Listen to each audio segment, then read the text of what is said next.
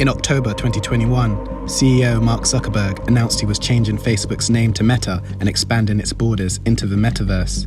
What is the Metaverse? Metaverse. In the Metaverse. The Metaverse will be the successor to the mobile internet. The company promises a new reality, full of avatars and futuristic worlds. Today, we're going to talk about the Metaverse. I want to share what we imagine is possible. It comes as other billionaires are venturing into new realms. Jeff Bezos and Elon Musk have poured billions into space projects. I want to thank every Amazon employee and every Amazon customer, because you guys paid for all of this. But as these businessmen expand their territories, there are growing concerns about how their technologies are impacting the world. Stop the steal! Stop the steal! On January 6th, the group of Trump supporters violently stormed the US Capitol building. I was at risk of being stripped of and killed with my own firearm, as I heard chants of kill him with his own gun. Documents leaked by whistleblower Frances Haugen shone a new light on how Facebook did little to stop the attack. Like, they basically said, oh good, we made it through the election. There wasn't riots. We can get rid of civic integrity now. Fast forward a couple months, we got the insurrection. And revealed how the company knew it was spreading hate and misinformation on a global scale. From stoking ethnic violence in Ethiopia to fueling a genocide in Myanmar.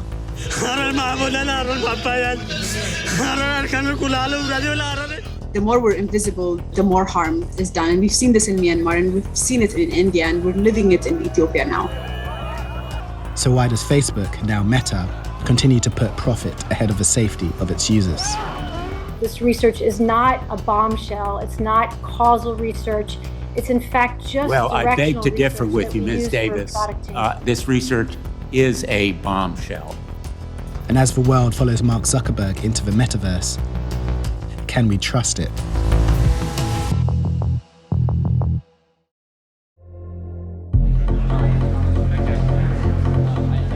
Facebook's rebranding may be a cynical attempt to shift focus from its numerous failures. It sounds like we made a mistake there.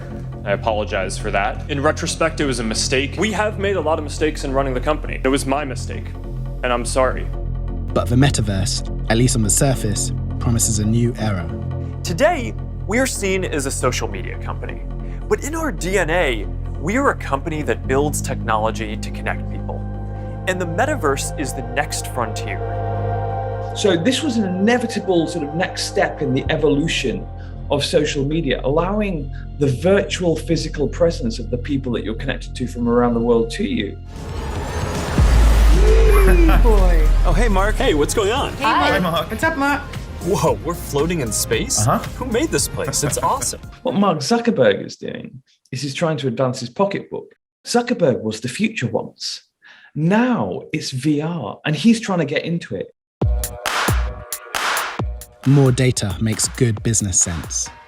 Facebook has a very clear business model that's driven by the need to gather as much data about their consumers or users as possible. But there are fears that the new data we create in the Metaverse could lead to a privacy nightmare. Facebook has made a big deal about the fact that it's not going to be doing facial recognition on photos that you upload to Facebook anymore. But it hasn't said it's not going to do facial recognitions in the Metaverse. And so the point is they're building an AI-driven engine that will be manipulating even more effectively behavior in the Metaverse than it's been able to manipulate in real space. And although generating more data is not necessarily harmful, it could give companies like Facebook an unprecedented amount of control. Mark Zuckerberg holds as much or more power over the connection and communications that people have than anyone ever has before. So long as that business model doesn't change, Meta is a much more terrifying version of what Facebook is in the real world right now. Just weeks before Facebook's rebranding, former employee Frances Haugen released thousands of internal documents. The papers showed the potential harm of its products, harm that could be amplified in the Metaverse. I believe Facebook's products harm children, stoke division, and weaken our democracy. The leak suggests Facebook knew how damaging its products could be and ignored employees who had concerns. it is proven that every time they denied these things before, they were not just unfair in their denials and attacks on independent researchers, but they knew that those people were right. And that takes it from, just being defensive to being deceptive. According to Facebook's own research reported by the Wall Street Journal, their platforms make body image issues worse for 1 in 3 teenage girls. None of it came as a massive surprise. Instagram harms kids. I remember telling a 13-year-old about it, and she was like, yeah, everyone knows that. Facebook may be having its big tobacco moment. In the 90s, CEOs of big tobacco firms stood up in Congress and attempted to play down the dangers of cigarettes. Yes or no? Do you believe nicotine is not addictive? I believe nicotine is not addictive, yes. Imagine a world in which cigarettes gave people cancer, but only the tobacco companies knew that, and only the tobacco companies had any chance of finding out. In that world, I think it would be extremely important for someone within the companies to come forward and tell the world what they know. These companies have played a very, very clever game in trying to protect their reputations despite the amount of harm they produce. And that's why now Facebook and Google spend more than Philip Morris and Exxon on lobbying in the US. These deceptions can have dangerous consequences. In January, Trump supporters stormed the US Capitol building. The leak suggests Facebook failed to take steps to mitigate the spread of misinformation and polarizing content on its platform. Extremists used many platforms, but Facebook is a recurring theme. For years, this platform was allowing itself to be used to sow distrust in elections and to build more and more anger in these communities.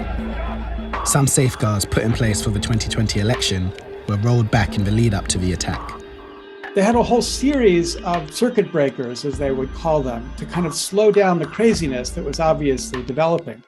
But late into the afternoon of January 6th, they hadn't even pulled the trigger on more than half of them. You'll never take back our country with weakness. You have to show strength and you have to be strong. Look, nobody should think that they caused January 6th. But certainly, if it weren't for Facebook, it would have been harder to develop the extraordinary organization and capacity that January 6th revealed. Weeks after Frances Haugen's revelations, Facebook and its other products, Instagram and WhatsApp, were hit by a major power outage. It was so bad that the only way Facebook could let the world know what was going on, and this is true, was by posting a message on Twitter. The outage showed how much the world relies on Facebook, for better and for worse. For over a year, Ethiopia has been locked in a brutal civil war. In August, 28 bodies, some with hands tied and bullet holes, washed up on the shores of a river on the Sudanese border. Witnesses believe they came from Tigray. The Ethiopian government called the discovery a fake propaganda campaign. We don't know how many have died because we don't have a real body count so far, but it's one of the bloodiest war we've seen so far. Facebook knew it was being used to incite ethnic violence in the country, but did little.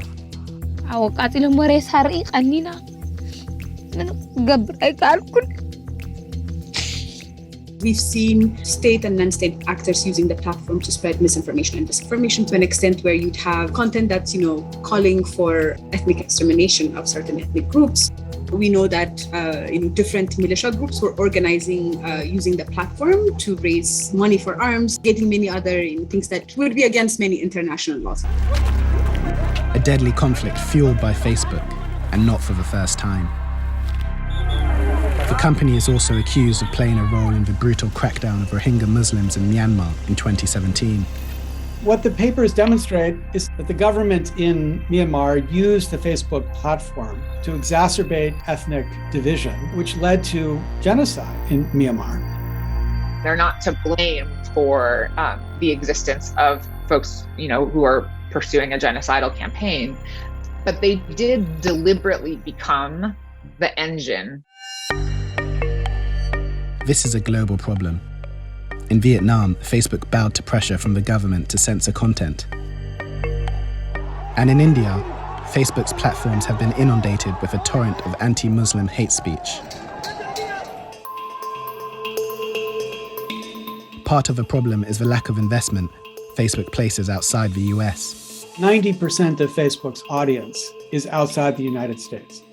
But 90% of Facebook's safety budget is inside the United States. So they are literally incapable of any moderation at all in many, many countries around the world. And what that means is that hate and misinformation are flowing even more rapidly in other countries. For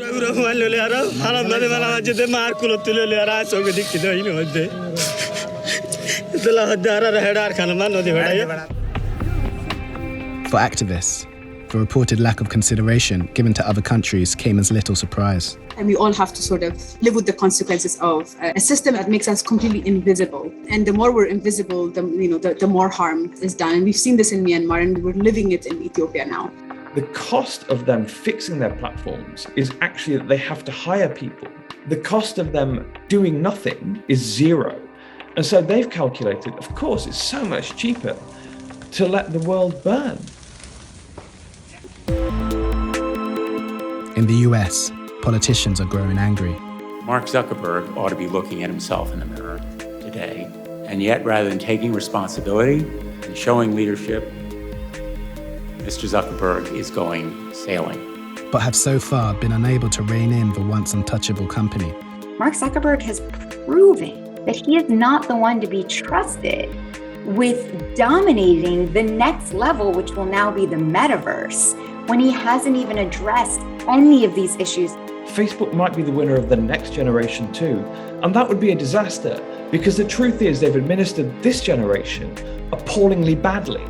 For many, it begs broader questions. Our current debates about tech platforms like Meta, like Facebook, are debates about what kind of culture, what kind of society we want to live in. In an increasingly globalized world, that's a more and more challenging question to answer.